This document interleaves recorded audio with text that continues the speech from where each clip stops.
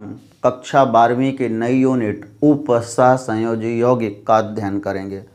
इसके पूर्व यदि आपने अभी तक चैनल को सब्सक्राइब नहीं किया है तो प्लीज़ चैनल को सब्सक्राइब कर लें और यदि वीडियो अच्छा लगे तो इसे लाइक व शेयर करें। देखिए, उपसह संयोजी यौगिक को अंग्रेजी में कोऑर्डिनेशन कंपाउंड कहते हैं। इसमें सबसे पहली चीज़ आती है योगात्मक यौगिक। ये क्या होता है?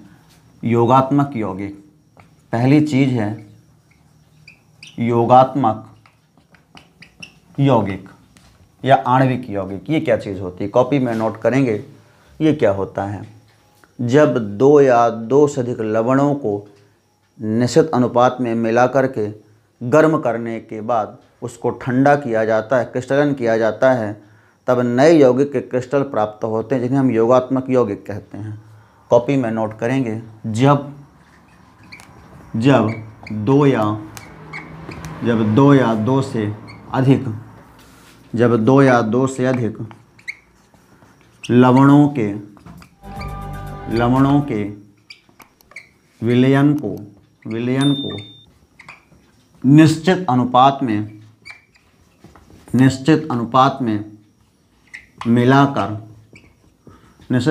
मिलाकर गर्म करके उसका क्रिस्टलन किया जाता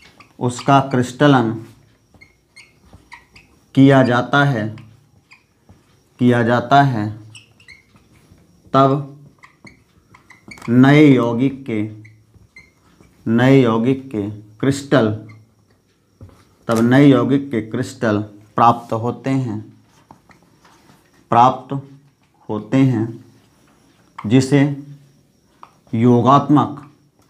जिसे योगात्मक यौगिक कहते हैं।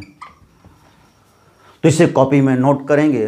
जब दो या दो से अधिक लवणों के विलयन को निश्चित अनुपात में मिला करके गर्म करने के बाद उसका क्रिस्टलन किया जाता है तब नए यौगिक के क्रिस्टल प्राप्त होते हैं जिन्हें हम योगात्मक यौगिक कहते हैं।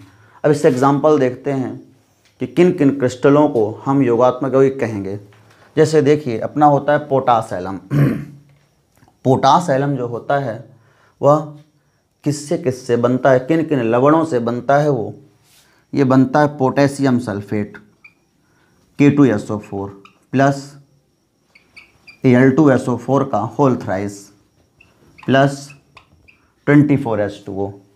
ये दो लवण है, पोटेशियम सल्फेट और एल्यूमिनियम सल्फेट को जल में निश्चित अनुपात में मिलाते हैं। मिलाने के बाद उसे गर्म करके क्रिस्टलन करते हैं, तब एक नया यौगिक प्राप्त होता है K2SO4 इंटू Al2SO4 का होल थ्राइस इंटू 24H2O।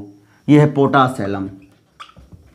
तो पोटास एलम जो है ये एक योगात्मक यौगिक है और योगात्मक यौगिक में भी एक द्विक लवण होता है। ये कैसा होता है? द्विक लवण होता है। इसके बारे में हम चर्चा करेंगे आगे। ये क्या होता है? द्विक लवण होता है, क्योंकि इसमें हम इसके सभी घटकों का परीक्षण कर सकते हैं। दूसरा है carnallite KCl MgCl2 plus 6H2O। Carnallite, इसमें एक लवण है पोटेशियम क्लोराइड, मैग्नीशियम क्लोराइड को जल में मिला करके जब क्रिस्टलन करते हैं तब बनता है KCl MgCl2 इंटू 6H2O। यह है कार्नेलाइट। एक ये योगात्मक यौगिक हैं। इसके अलावा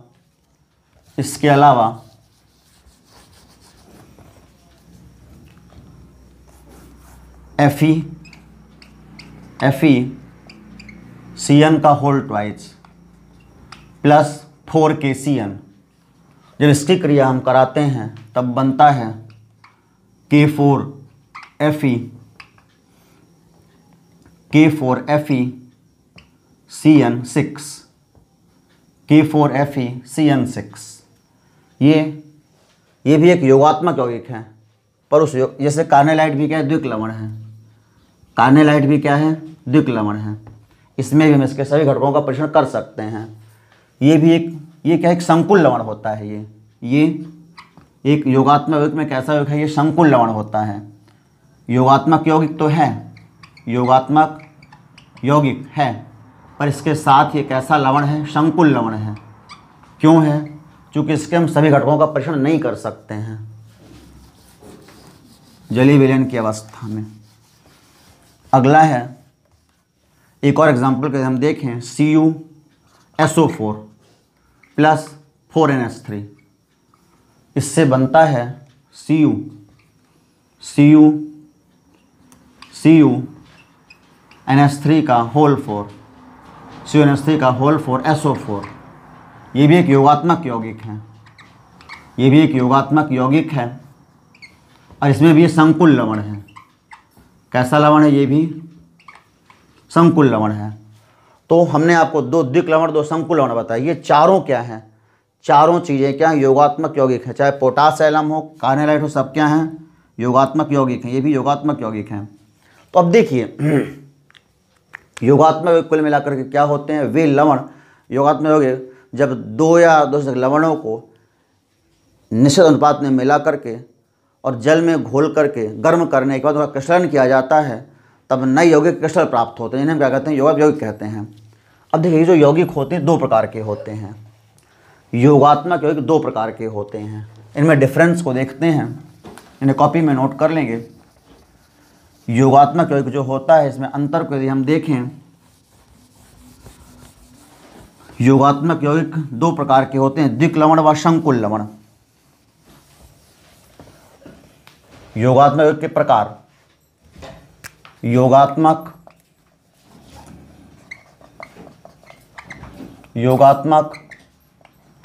यौगिक के प्रकार, यदि हम इनके प्रकारों को देखें तो इनके 2 प्रकार हैं। पहला द्विक लवण, पहला है द्विक लवण जिसे डबल सॉल्ट कहते हैं, डबल सॉल्ट। दूसरा होता है संकुल लवण, दूसरा होता है संकुल लवण जिसे कॉम्प्लेक्स सॉल्ट, जिसे कॉम्प्लेक्स साल्ट, या इन्हीं को जो संकुल लवण होते हैं इन्हीं को कहते हैं उपसह संयोजी यौगिक। इन्हीं को कहते हैं जिसका पाठ है, पाठ का नाम है उपसह संयोजी यौगिक। तो संकुल लवणों को ही कहा जाता है उपसह संयोजी यौगिक, उपसह संयोजी यौगिक या धातु संकुल, या धातु संकुल।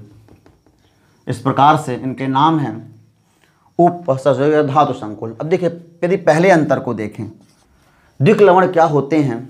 वे लवण होते हैं जो केवल क्रिस्टलीय अवस्था में ही स्थायी होते हैं, जल में घोलने पर ये अपने अवयवी आयनों में वियोजित हो जाते तथा अपनी पहचान खो देते हैं। कॉपी में नोट करेंगे, वे लवण जो केवल ठोस अवस्था, वे लवण जो केवल ठोस अवस्था या क्रिस्टलीय अवस्था में ही स्थायी होते हैं, जल में घोलने पर ये अपने मूल आयनों में वियोजित हो जाते हैं तथा अपनी पहचान खो देते हैं। जबकि इसमें क्या है? संकुल लवण में वे लवण जो केवल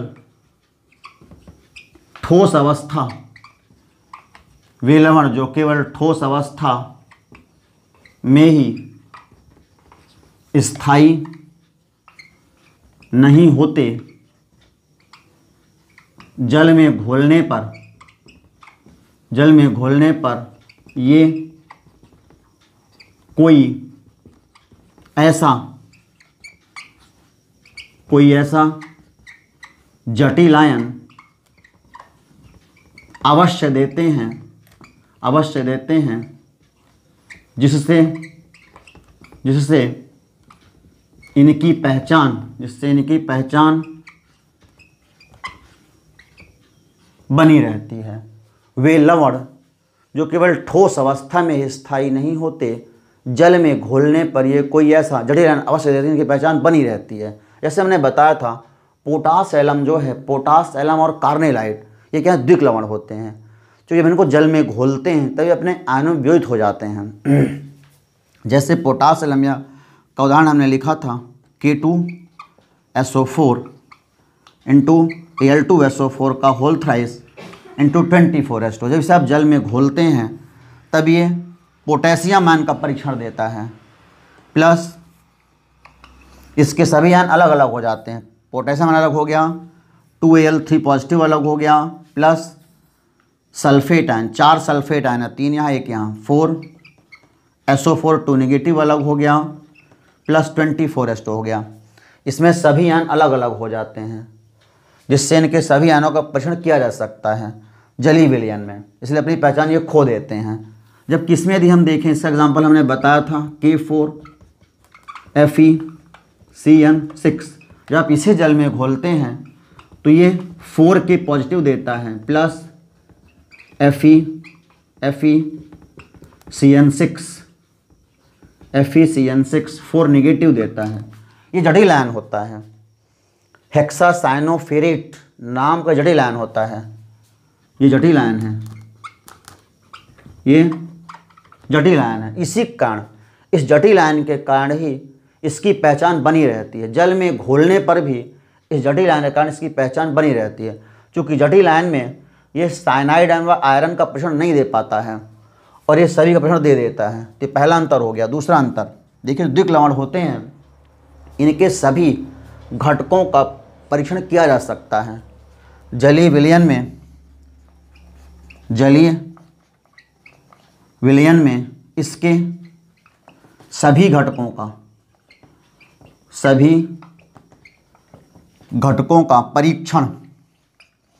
परीक्षण किया जा सकता है, क्योंकि अपने मूल आयनों में वियोजित हो गया है, तो इसके सभी घटकों का परीक्षण किया जा सकता है। दूसरा अंतर, अब इसमें क्या जटिल आयन मिल गया। जटिल आयन में आयरन और साइनाइड का परीक्षण हम नहीं कर सकते। इसके जलीय विलयन में इसके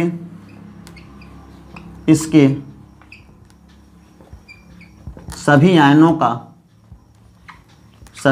का परीक्षण नहीं किया जा सकता। जलीय विलयन में इसके सभी आयनों का परीक्षण नहीं किया जा सकता। तो इस प्रकार से दो महत्वपूर्ण अंतर हैं, और देखते हैं अगले अंतरों को। इसे कॉपी में नोट कर लेंगे।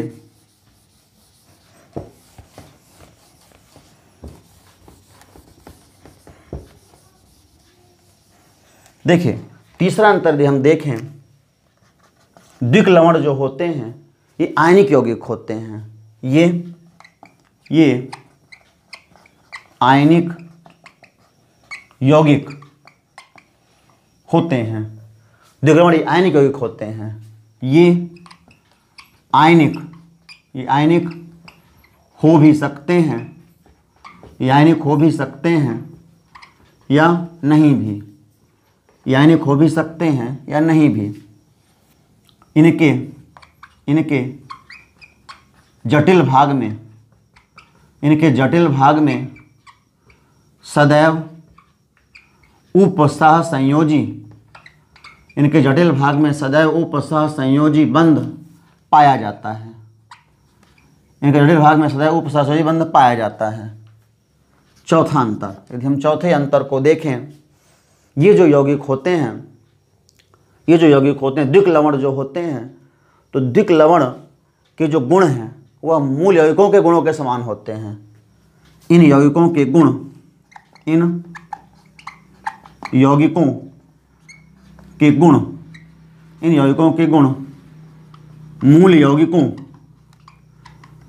मूल यौगिकों के गुणों के समान होते हैं। इन यौगिकों के गुण मूल यौगिक गुणों के समान होते हैं, और इसमें इन यौगिकों के गुण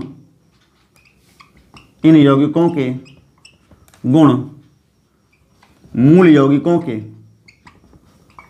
यौगिकों के गुणों से सर्वथा भिन्न होते हैं। इन यौगिकों के जो गुण हैं वह मूल यौगिकों गुणों से सर्वथा भिन्न होते हैं। यदि हम अगले अंतर को देखें, पांचवा अंतर, जो संकुल लवण होते हैं तो इनमें धातु आयन की सामान्य संयोजकता होती है। इन लवणों में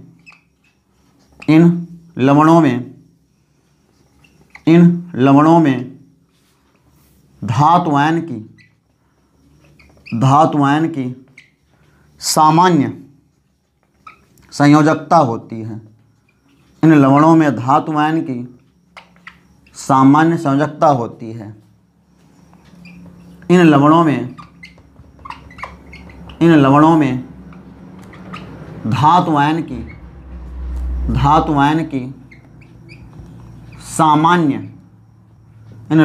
धातु आयन की सामान्य संयोजकता के साथ साथ विशिष्ट समन्वयन संख्या भी होती है।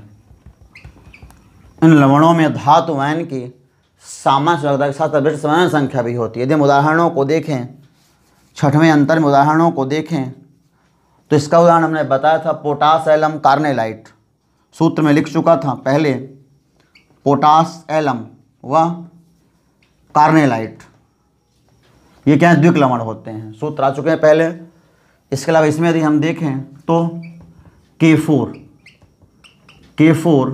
FeCN6, ये है पोटेशियम फेरोसाइनाइट, और दूसरा है CuNH3 का whole 4 SO4, tetraammine copper second sulphate, IUPAC नाम है, साधारण नाम है इसका, IUPAC नाम पोटेशियम हेक्सासाइनोफेरेट सेकंड।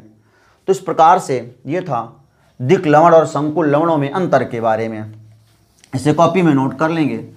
इसके बाद अगली महत्वपूर्ण चीज पर चर्चा करते हैं।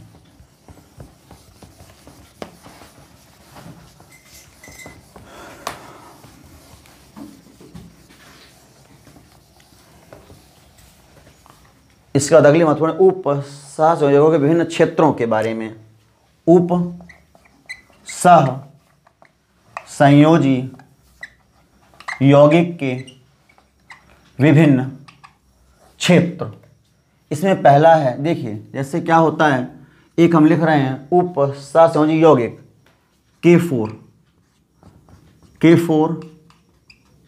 FeCN6, ये एक संकुल यौगिक है या उपसह संयोजी यौगिक है। इसके हम विभिन्न क्षेत्रों की बात करें, सबसे पहले संकुल आयन क्या होता है।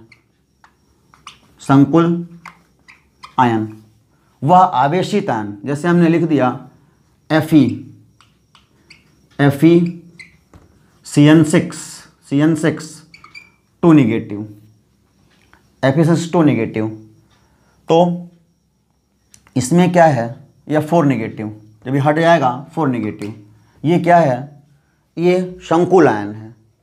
ये ऐसा आवेशित आयन, वह आवेशित आयन जिसमें केंद्रीय धातु आयन एक या अधिक लिगेंडों से जुड़ा होता है, वह आवेशित आयन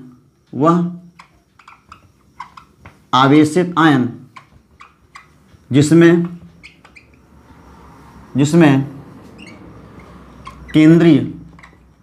केंद्रीय धातु आयन व उससे जुड़े लिगेंड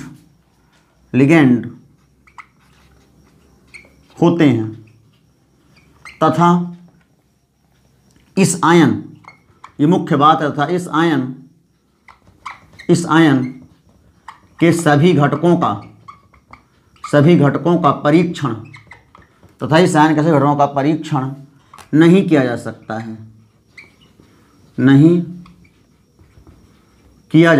है, तथा इस आयन के सभी घटकों का परीक्षण नहीं किया जा सकता है। वह आवेशित आयन होता है जिसमें केंद्रीय धातु आयन व इससे जुड़े हुए लिगेंड होते हैं, तथा इस आयन के सभी घटकों का परीक्षण नहीं किया जा सकता है। संकुल आयन जो है तो 3 प्रकार के होते हैं, धनात्मक आयन, ऋणात्मक आयन व हुआ उदासीन संकुल, वो तो जैसा पहला है धनात्मक आयन या धनायनिक यौगिक, धनात्मक आयन, धनात्मक आयन। उपसंयोजक 3 प्रकार के होते हैं, धनायनिक, ऋणायनिक और उदासीन यौगिक।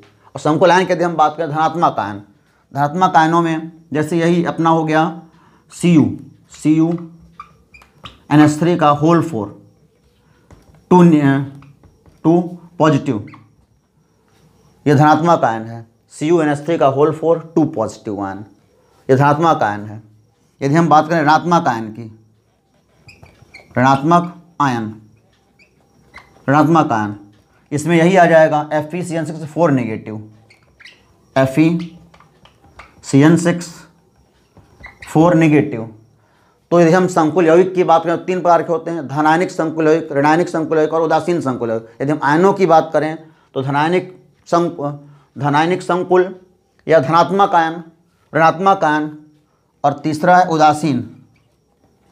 उदासीन संकुल। उदासीन संकुल के अंतर्गत इसमें कोई चार्ज नहीं रहता है, जैसे NiCO का होल 4, टेट्रा कार्बोनिल निकिल, ये उदासीन संकुल है। तो ये संकुल आयन के बारे में, इसे कॉपी में नोट कर लेंगे। इसके बाद दूसरा जो है, दूसरा देखिए इसमें जो कई चीजें हैं, सबसे पहला ये जो कोष्टक लगा हुआ है ये कहलाता है समन्वयन मंडल, समन्वयन मंडल, या इसी को कहते हैं उपसह संयोजन मंडल या उपसह संयोजन मंडल, इसे कहा जाता है। इसकी परिभाषा कैसे देंगे? समन्वयन मंडल, समन्वयन मंडल। इसमें देखिए, इसमें अंदर 2 ही चीज़ें रहती हैं, समन्वय मंडल के अंदर 2 ही बातें रहती हैं। एक तो केंद्रीय धातु आयन होता है, दूसरा लिगैंड होता है। केंद्रीय धातु आयन, केंद्रीय धातु आयन तथा उससे जुड़े लिगैंडों को एक बड़े कोष्ठक, इस प्रकार से एक बड़े कोष्ठक के अंदर रखा जाता है, जिसे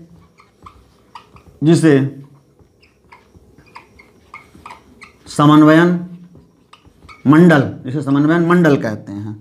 ये बड़ा कोष्ठक है, इसके अंदर 2 ही बातें रहेंगी कि केंद्रीय धातु आयन है और ये लिगैंड है। दूसरा होता है समन्वयन संख्या, इसे 6 जो लिखी है, ये समन्वयन संख्या ये क्या होती है?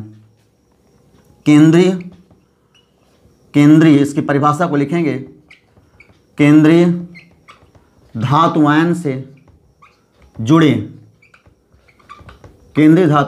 लिगैंडों की संख्या बहुदंतुर से एक दंतुर के तुल्य, इसे ब्रैकेट के अंदर लिखेंगे, केंद्रीय धातु आयन से जुड़े लिगैंडों की संख्या ब्रैकेट के अंदर बहुदंतुर से एक दंतुर के तुल्य को समन्वयन संख्या कहते हैं या उपसह संयोजन संख्या कहते हैं। ये क्या है? ये जो है तो समन्वयन संख्या या उपसह संयोजन संख्या है 6। अब देखिए, एक दंतुर से बहुदंतुर से एक दंतुर के तुल्य, जिसमें जो है दाता परमाणु ज़्यादा होते हैं। यदि दाता परमाणु केवल एक है तब वो एक दंतुर लिगैंड है, जिसमें एक से ज़्यादा दाता परमाणु होते हैं वो बहुदंतुर लिगैंड कहलाया जाता है। जैसे यदि हम लिखते हैं AgCN का होल ट्वाइस 2 नेगेटिव, AgCN का होल ट्वाइस 2 नेगेटिव, इसमें 2 साइनाइड जुड़े हुए हैं, एक दंतुर लिगैंड है। में समन्वयन संख्या समन्वयन संख्या 2 है, में समन्वयन संख्या 2 है,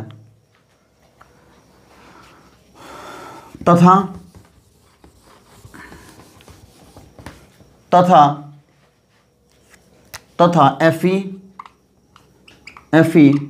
Fe(C2O4) का होल थ्राइस 2 निगेटिव में Fe की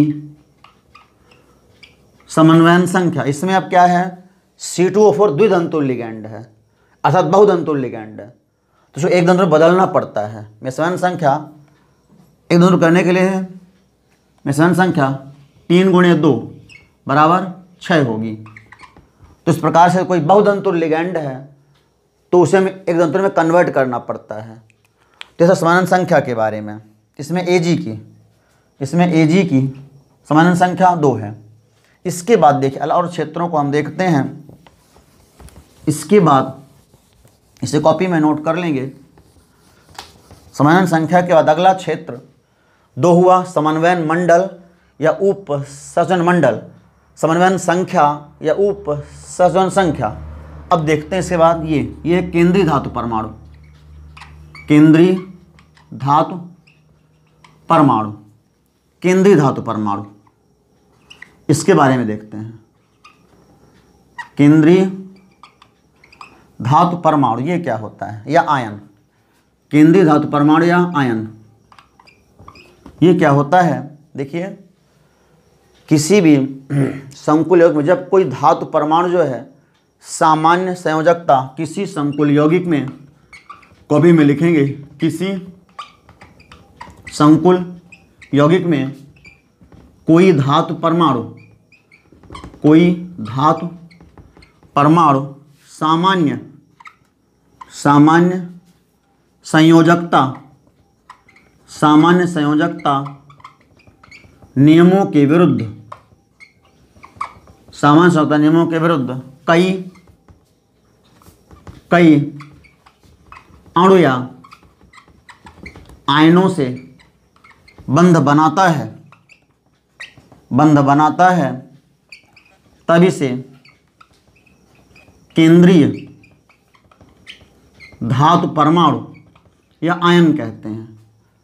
अधिकांश संक्रमण धातु में कुछ पी ब्लॉक के तत्व, कुछ एफ ब्लॉक के तत्व जो है तो ये केंद्रीय धातु परमाणु का कार्य करते हैं, और ये सभी जो हैं तो ये लुईस अम्ल हुआ करते हैं। अधिकांश संक्रमण धातु में, अधिकांश संक्रमण धातु में जैसे copper, iron, cobalt, manganese, chromium, zinc, platinum, palladium तथा कुछ एस ब्लॉक तत्व, कुछ पी ब्लॉक तत्व जैसे लिथियम, बेरिलियम, एल्यूमिनियम आदि केंद्रीय धातु परमाणु का, केंद्रीय धातु परमाणु या आयन का कार्य करते हैं। तो इस प्रकार से केंद्रीय धातु परमाणु क्या होता है या आयन क्या होता है, किसी संकुल यौगिक में जब कोई धातु परमाणु या आयन जो है तो कई अणु या आयनों के साथ सामान्य संयोजकता नियमों के विरुद्ध बंध बनाता है, तब उसे हम केंद्रीय धातु परमाणु या आयन कहते हैं। अधिकांश संक्रमण धातुएं जो है scandium, titanium, vanadium, manganese, chromium, iron, cobalt, nickel, ये सब जो हैं तो जो है केंद्रीय धातु परमाणु का कार्य करती हैं। अब इसके बाद हम देखते हैं अगला क्या है। इसके बाद क्षेत्रों में अगला है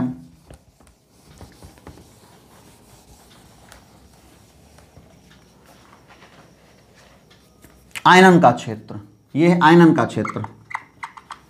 आयनन का क्षेत्र देखिए समन्वय मंडल के बाहर का जो क्षेत्र है वो आयनन का क्षेत्र कहलाता है। समन्वयन मंडल के बाहर का क्षेत्र आयनन क्षेत्र, बाहर का क्षेत्र आयनन क्षेत्र कहलाता है। यदि मंडल के इधर कुछ भी लिखा है तब भी आयन के क्षेत्र में है, इधर लिखा है तब भी आयन के क्षेत्र में है। अधिकांश धन आयन इधर लिखे जाते हैं, ऋणायन इधर लिखे जाते हैं। अर्थात जो अपना दाएं साइड में है वो ऋणायन लिखे जाते हैं, बाएं साइड में धनायन लिखे जाते हैं, अनाकर्षित। इसके बाद अगली चीज़ जो एक होती है आक्सीकरण संख्या। जैसे यहाँ पर आयरन की ऑक्सीजन संख्या 2 आती है। इसके बारे में पिछले वर्ष बताया भी था आपको ऑक्सीजन संख्या क्या होती है। यह जो है तो स्वैच्छिक रूप से तथा कुछ कल्पित नियमों के आधार पर प्रदान की गई संख्या होती है। यदि हमको इसकी संख्या निकालना है तो हम कैसे निकालेंगे? आक्सीकरण संख्या,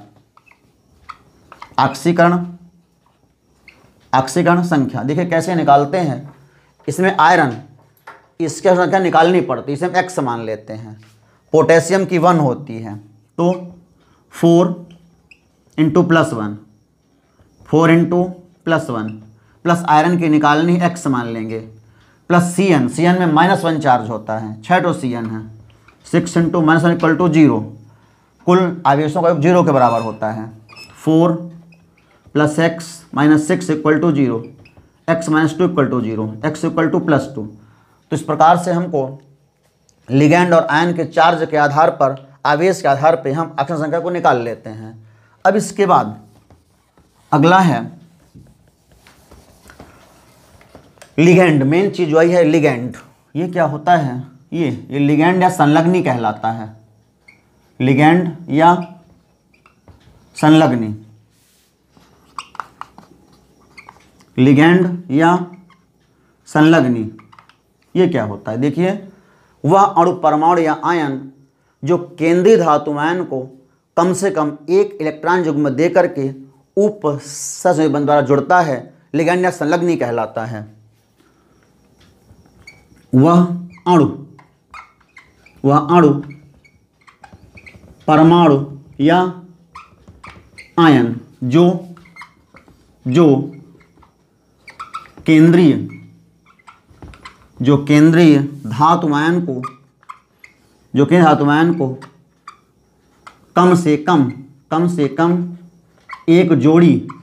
कम से कम एक जोड़ी इलेक्ट्रॉन युग्म देकर उपसह संयोजी, यह आक्सीकरण संख्या थी, आक्सीकरण संख्या, उपसहसंयोजी बंध द्वारा जुड़ता है लिगैंड या संलग्नी कहलाता है। एक बार पुनः सुनेंगे। वह परमाणु, अणु या आयन जो कम से कम एक जोड़ी इलेक्ट्रॉन युग्म दे करके उपसहसंयोजी बंध द्वारा केंद्रीय धातु परमाणु से जुड़ता है, लिगैंड या संलग्नी कहलाता है। ये 3 प्रकार के होते हैं। एक दंतुर लिगैंड, एक दंतुर लिगैंड वे होते हैं जिनमें कोई एक ही दाता परमाणु होता है। जैसे NH3 CO3 2 negative, SO4 2 negative, एक दंतुर लिगैंड है।